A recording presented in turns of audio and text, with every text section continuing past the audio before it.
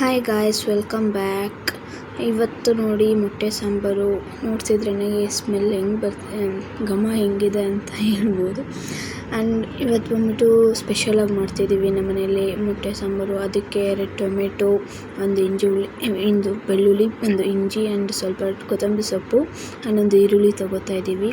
ಇದು ಬಂದ್ಬಿಟ್ಟು ನಾವು ಬೇರೆ ಥರ ಮಾಡ್ತಿರೋದು ಅಂದರೆ ಮೊಟ್ಟೆ ಹೊಡೆದ್ಬಿಟ್ಟು ಮಾಡ್ತಿದ್ರು. ಯೂಶ್ವಲಿ ಯಾವಾಗಲೂ ನಾವು ಮೊಟ್ಟೆ ಬೇಯಿಸ್ಬಿಟ್ಟು ಹಾಕ್ತಿದ್ವಿ. ಇದು ಬಂದುಬಿಟ್ಟು ನಮ್ಮ ಮಮ್ಮಿಗೆ ಫೇವ್ರೇಟು ಈ ರೆಸಿಪಿ ಬಂದುಬಿಟ್ಟು. ಸೊ ಇವತ್ತು ಅದನ್ನು ಟ್ರೈ ಮಾಡ್ತಾಯಿದ್ದೀನಿ ನನ್ನ ಮಮ್ಮಿಗೋಸ್ಕರ. ಫಸ್ಟ್ ಒಂದು ಬಾಣಲಿಯಲ್ಲಿ ಸ್ವಲ್ಪ ಎಣ್ಣೆ ಹಾಕ್ಕೊಳ್ಳಿ. ಹಾಕ್ಕೊಂಡು ಮತ್ತು ಸ್ವಲ್ಪ ಅದು ಬಿಸಿ ಆದಮೇಲೆ ಅದಕ್ಕೆ ಈರುಳ್ಳಿ ಹಾಕಿ ಚೆನ್ನಾಗಿ ಫ್ರೈ ಮಾಡೋಣ. ಈರುಳ್ಳಿ ಅದು ರೆಡ್ಡಗಾಗೋವರೆಗೂ. ಆಮೇಲೆ ನೆಕ್ಸ್ಟು ರೆಡ್ಡಗಾದಮೇಲೆ ಇಂಚಿ ಮತ್ತು ಬೆಳ್ಳುಳ್ಳಿ ಕಟ್ ಮಾಡ್ಕೊಂಡಿದ್ವಲ್ಲ, ಶುಂಠಿ ಅದಕ್ಕೆ ಹಾಕೋಣ.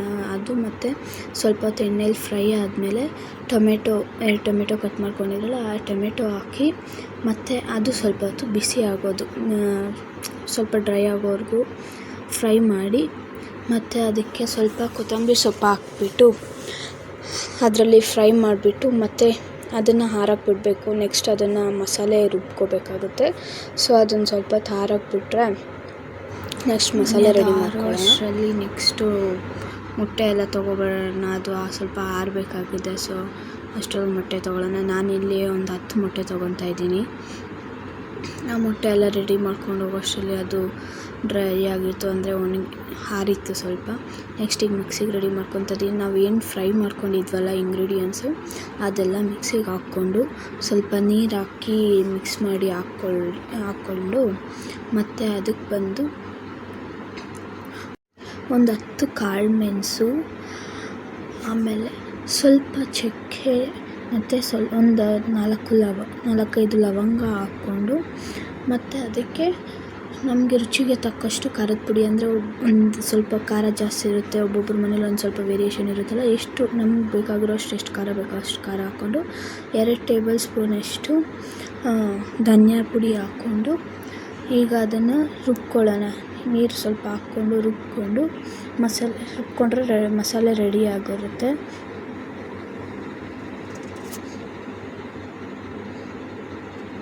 ನೋಡಿ, ಅದಕ್ಕೆ ಮಸಾಲೆ ರೆಡಿಯಾಗಿದೆ. ಈಗ ಮಸಾಲೆ ರೆಡಿ ಆಯಿತು. ಮತ್ತು ಗ್ಯಾಸ್ ಹಚ್ಚಿ ಇನ್ನೊಂದು ಬಾಣಲಿ ಇಟ್ಕೊಂಡು ಅದಕ್ಕೆ ಮತ್ತೆ ಸ್ವಲ್ಪ ಎಣ್ಣೆ ಹಾಕೋಣ.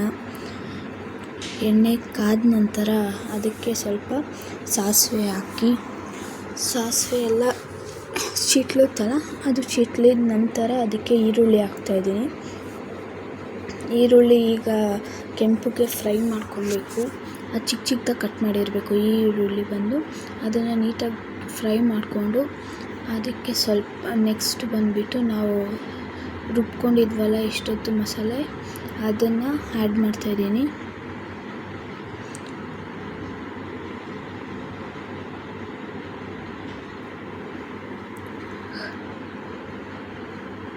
ಆ್ಯಂಡ್ ಅದಕ್ಕೆ ಸ್ವಲ್ಪ ನೀರು ಹಾಕ್ಕೊಂಡು ಆ್ಯಡ್ ಮಾಡ್ಕೊಬೋದು. ಅಂದರೆ ನಮ್ಗೆ ಎಷ್ಟು ಕನ್ಸಿಸ್ಟೆನ್ಸಿ ಬೇಕೋ ಅಷ್ಟು ಕನ್ಸಿಸ್ಟೆನ್ಸಿಗೆ ನೀರು ಹಾಕ್ಕೊಬೋದು. ಅಂದರೆ ಜಾಸ್ತಿ ನೀರು ಹಾಕೋಂಗಿಲ್ಲ, ಅಷ್ಟು ಕಡಿಮೆನೂ ಇಲ್ಲ, ಮೀಡಿಯಮ್ಮಾಗಿ ಮಾಡ್ಕೊಬೋದು. ಅಂದರೆ ಎಷ್ಟು ಕನ್ಸಿಸ್ಟೆನ್ಸಿ ಬೇಕಾಗುತ್ತೋ ನಮಗೆ ಅಷ್ಟು ನೀರು ಹಾಕ್ಕೊಂಡು ಅದಕ್ಕೆ ಮತ್ತು ನಮಗೆ ಎಷ್ಟು ರುಚಿಗೆ ತಕ್ಕಷ್ಟು ಉಪ್ಪು ಹಾಕ್ಕೋತಾ ಇದ್ದೀವಿ. ಉಪ್ಪು ಹಾಕ್ಕೊಂಡು ಅದನ್ನು ಮಸಾಲೆ ಎಲ್ಲ ಕಾಯಕ್ಕೆ ಬಿಡಬೇಕು. ಚೆನ್ನಾಗಿ ಮಸಾಲೆ ಕುದಿಬೇಕು. ಕುದಿದ ನಂತರ ಮತ್ತೆ ಮೀಡಿಯಮ್ ಫ್ಲೇಮಲ್ಲಿ ಇಟ್ಕೊಂಡು ಅದನ್ನು ಮೊಟ್ಟೆ ಆ್ಯಡ್ ಮಾಡ್ಕೋಬೇಕು. ಇವಾಗ ಆ ಮೊಟ್ಟೆ ಹೆಂಗೆ ಆ್ಯಡ್ ಮಾಡಬೇಕು ಅಂದರೆ, ಇದು ಒಡೆದು ಹಾಕೋದಲ್ಲ, ಅದಕ್ಕೆ ಸೈಡ್ ಬೈ ಸೈಡ್ ಹಾಕಬೇಕು. ಅಂದರೆ ಒಂದ್ರ ಪಕ್ಕ ಒಂದ್ರ ಮೇಲೆ ಒಂದು ಬೀಳದೆ ಪಕ್ಕದಲ್ಲಿ ಹಾಕ್ಕೊಂಡು ಹೋಗಬೇಕು. ಆಮೇಲೆ ಮೊಟ್ಟೆ ಸೈಡ್ ಬೈ ಸೈಡ್ ಆ್ಯಡ್ ಮಾಡಿದ್ಮೇಲೆ ಅದನ್ನು ಹುಷಾರಾಗಿ ಆ್ಯಡ್ ಮಾಡಬೇಕು. ಅಂದರೆ ಕೆಳಗಡೆ ಎಲ್ಲ ತಳ ಅಂಟ್ಕೊಳ್ಳೋಕೆ ಬಿಡಬಾರ್ದು. ಯಾಕಂದರೆ ಮೊಟ್ಟೆ ಹೋಗಿ ಡೆನ್ಸಿಟಿ ಜಾಸ್ತಿ ಇರೋದಕ್ಕೆ ತಳಕ್ಕೆ ಹೋಗುತ್ತೆ. ಅದಕ್ಕೆ ಏನಾದರೂ ಒಂದು ಸೌಟು ಇಟ್ಕೊಂಡು ಅದನ್ನು ಕದಲಿಸ್ತಿರ್ಬೇಕು. ಹಾಕಿದ ತಕ್ಷಣ ಅಲ್ಲ, ಒಂದು 2-3 ಮಿನಿಟ್ಸ್ ಬಿಟ್ಟು ಅದನ್ನು ಕದಲಿಸ್ತಿದ್ರೆ ಅದಾಗ ತಳ ಅಂಟ್ಕೊಳ್ಳಲ್ಲ. ಮೀಡಿಯಮ್ ಫ್ಲೇಮಲ್ಲಿ ಇಟ್ಟಿರ್ತೀವಲ್ಲ ಅದಕ್ಕೆ. ಸೊ ಅದಾದಮೇಲೆ ಸ್ವಲ್ಪ ಪ್ಲೇಟ್ ಮುಚ್ಚಿ ಮೀಡಿಯಮ್ ಫ್ಲೇಮಲ್ಲಿ ಅದನ್ನು ಕಾಯಿಸಿ, ಆಗಾಗ ಪ್ಲೇಟ್ ತೆಗೆದು ಅದನ್ನು ತಳ ಅಂಟ್ಕೊಂಡಿರುತ್ತಲ್ಲ ಅದನ್ನು ನೀಟಾಗಿ ತೆಗಿತಿರ್ಬೇಕು. ಆಮೇಲೆ ಸ್ವಲ್ಪ ಹೊತ್ತು ಬೇಯಿಸಿದ್ಮೇಲೆ ಒಂದು 10 ಮಿನಿಟ್ಸ್ ಆ ಥರ ಮಾಡಿಕೊಂಡು ತೆಗೆದು ಬೇಯಿಸಿ ಆಮೇಲೆ ನೋಡಿ ಹೆಂಗೆ ಬರುತ್ತೆ ಅಂತ.